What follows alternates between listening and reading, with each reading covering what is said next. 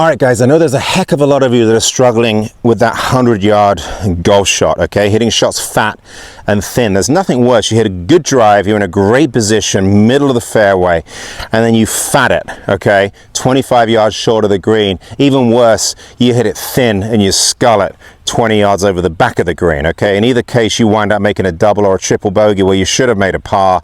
You know who you are, guys. It's terribly frustrating. We got some low-hanging fruit here. I want you to go ahead and just follow these steps. This is going to make a world of difference, okay? The first thing we need to understand is when we set up to a golf ball, when you're hitting a short iron into a green, we're not moving off the ball very much. We don't need a lot of movement into our trail side as we swing the golf club. When I'm hitting this golf shot, I've got the majority of my pressure on my lead side, and I'll be honest with you, I'm not going very far to the right as a right-handed golfer when I swing. I'm essentially pivoting a lot more around my lead leg. I'm also taking more club, okay? So if I hit my 60-degree wedge, for example, 90 yards with a full swing, what I'm going to do is I'm going to use a little bit less loft. I'm going to keep my swing a little bit shorter.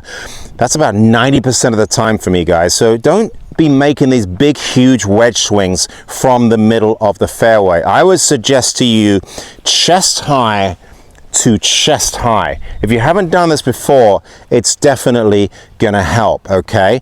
Ball position in the center of your stance to slightly back of center. Pressure forward, okay? I would rather you put the ball in the center of your stance and take a slightly bigger step with your lead foot and a slightly smaller step with your trail foot, and then get that 10% additional pressure on your left side, then do the opposite. What I see most golfers doing from 100 yards is their smaller step with their lead foot and bigger step with their trail foot. You can see that puts me behind the golf ball, and then they set up with their weight evenly distributed between lead and trail foot. You got yourself in a lot of trouble if you set up that way. So do the opposite, guys. Slightly bigger with the lead, slightly smaller with the trail. Get that pressure forward now. You can see that puts my sternum on the front side of the golf ball. I'm definitely a little heavier now on my lead side. Now I combine that with a golf swing that's chest high to chest high. I've increased my odds of hitting it crisper.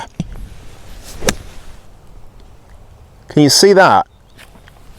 All right, I am not finishing with that club above my head.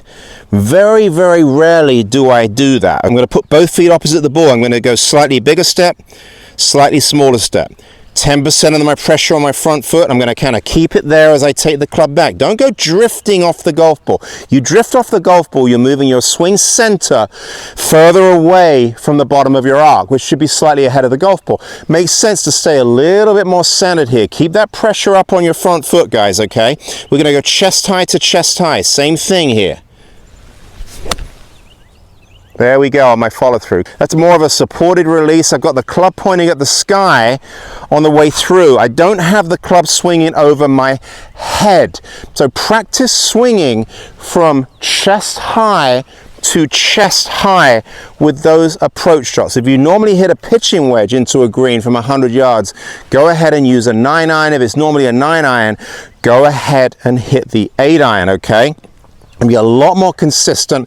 The odds of you hitting slightly ahead of the golf ball are going to increase dramatically. I hope that helps, guys. If you're struggling with hitting those shots around 100 yards into a green, I know this is going to make a world of difference. If you think this could help a friend, go ahead and share. If you have any comments, I'd love to hear from you. Let me know how you're struggling, or succeeding for that matter, with your shots around 100 yards. And thank you so much for pressing the subscribe button. Get after it. We'll talk to you next time.